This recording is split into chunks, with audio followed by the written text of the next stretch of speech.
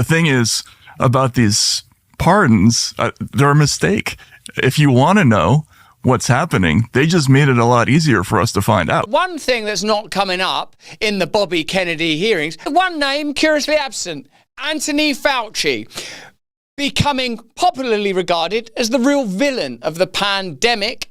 And of course, he was, I don't want to say immortalized, but he was somewhat rendered and explored in Bobby Kennedy's best-selling book, The Real Anthony Fauci. When that was the #1 New York Times bestseller, by the way, the New York Times just published an empty space.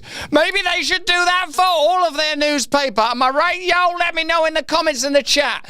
Here is Matt Taibbi and Tucker Carlson discussing how the pardoning of Fauci by Biden could have been a good thing, rather than what many of us perceived it to be, a clear and plain demonstration of total corruption. I'm just going to give you a preemptive pardon just in case you preemptively need a rose garden. There's no reason to pardon someone if they haven't done anything wrong. The pardon itself should be reason for a mass investigation and inquiry into the actions and decisions of Anthony Fauci. But what we're seeing instead during the confirmation of RFK is an interrogation of the principle of inquiry and opposition and challenge and skepticism when it comes to accepting policy that appears to have been formulated around the will of Big Pharma.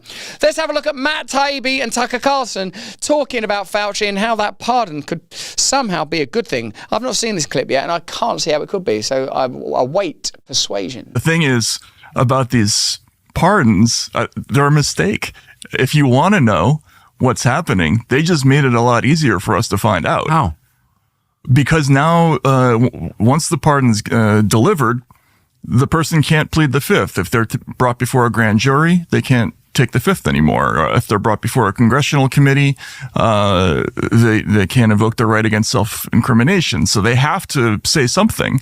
And this is what's so interesting, because I've been talking to criminal defense attorneys, people who are former Senate investigators, some current Senate investigators, and they all kind of said the same thing. It's so illogical to give somebody a pardon if you're trying to cover up things, that the only reason you would really do it is if there's very serious crimes involved, right? So that's a red flag for us. When we see somebody getting a pardon, we think, well, why would they do that unless there's something really bad there, right? Yes. So either it's a mistake where they just stupidly made it easier for everybody to investigate, or there's something we don't know about that is interesting. Perhaps one of those crimes that Fauci would not be able to take the fifth on is the crime of funding the research that led to COVID in the first place. Wouldn't it be beyond deliciously ironic if the person that was put in charge of our response to COVID was the person that had somehow actually caused it? I mean, what an extraordinary global farce that Anthony Fauci, who is in a sense presented as the public solution to COVID, was in fact the actual of COVID. Let's have a look at Peter Navarro saying that Fauci knew where COVID come from. Iraq used incredible weapons. How do you know that? We looked at the receipt, to quote the great Bill Hicks. Let's have a look. Fauci, when he was sitting there, that SOB knew for a fact that that virus came from the Wuhan lab. He knew that because he had funded the gain-of-function research in that lab, and he had already begun to design a cover-up. And we know that from the emails he sent to a group of researchers, academics, trying to get their support to push that come-from-nature theory.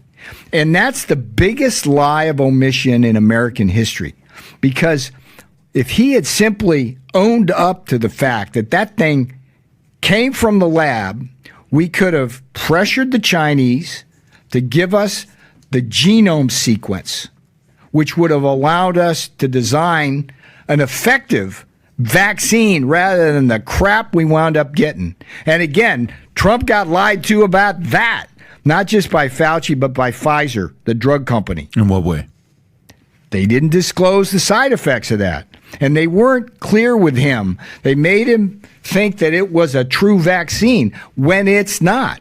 Dear sweet Peter Navarro there, a man who literally served time, as a result of extraordinary political manoeuvring, offering some fascinating insights into why Anthony Fauci might want certain things kept quiet and why he might be a significant beneficiary of a preemptive pardon, because there's a lot that needed preemptive pardoning. Let me know what you think in the comments and chat.